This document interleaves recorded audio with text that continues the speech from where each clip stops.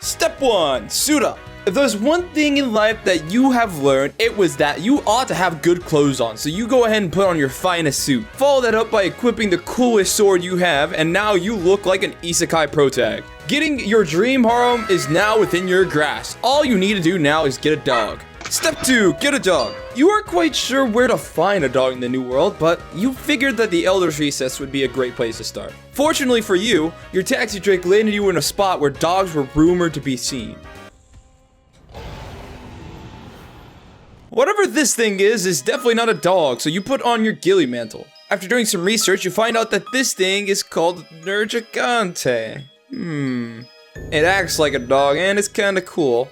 Alright, it's a dog. He is now your pet, and his name is Spike. Step 3. Take care of Spike. You attempt to feed Spike, but he ignores your food. He must be a picky eater. As you observe Spike, you notice that he's making quite a bit of a mess. So, as he starts making messes, you clean it up right behind him while he can't see you. I mean, you are a good pet owner after all. You're not like those owners that will take their dogs and let them poop on the only good grass at a university or a local park and then don't clean it up, so then somebody Are you one of those guys? Before long, your ghillie mantle will start to run out, so you go ahead and take cover to act like you just arrived. You don't want Spike to get too hyper at seeing you, so you decide to initiate Protocol 1.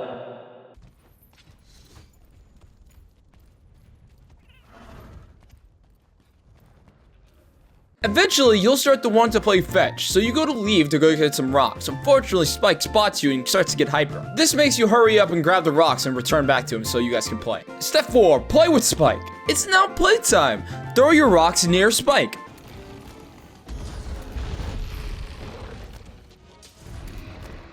He must not be very good at fetch. It won't be long before you notice that Spike's made another mess, so you let him play with your Palico while you clean. Unfortunately, your Palico is too amazing and left Spike stunned, causing him to run away in humiliation. Step 5. Catch Spike. No one can escape your love, so you set out to catch Spike. Thankfully, Spike is either very disciplined or has the IQ of those rocks from earlier because he only ran like 5 feet away. Attempt to send Spike back inside before failing because he's a very, very big puppy. So instead, look to tire him out by putting on your ghillie mantle and making him chase his tail for like, I don't know, 5 minutes.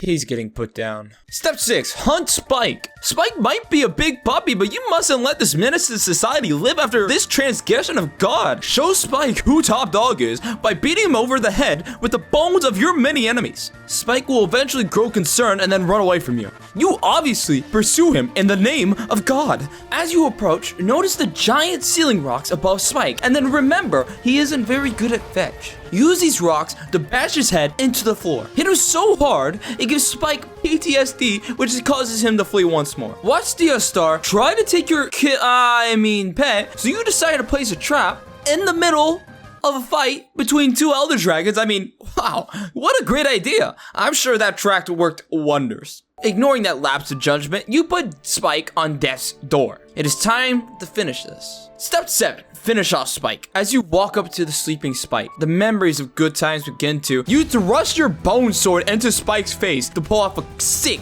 anime move. It was a good idea to put on that suit. This makes Spike rightfully crash out, ruining your property value. Come on, man. Quickly finish off Spike before he causes any more harm, before successfully hunting Spike the Nergigante. It's just a bit sad it had to end this way. Thanks for watching to the end, and thank you to this guy for suggesting Nergigante. This was a fun one to make, I'm not gonna lie. I had a lot of fun, and my mic cut out, but goodbye.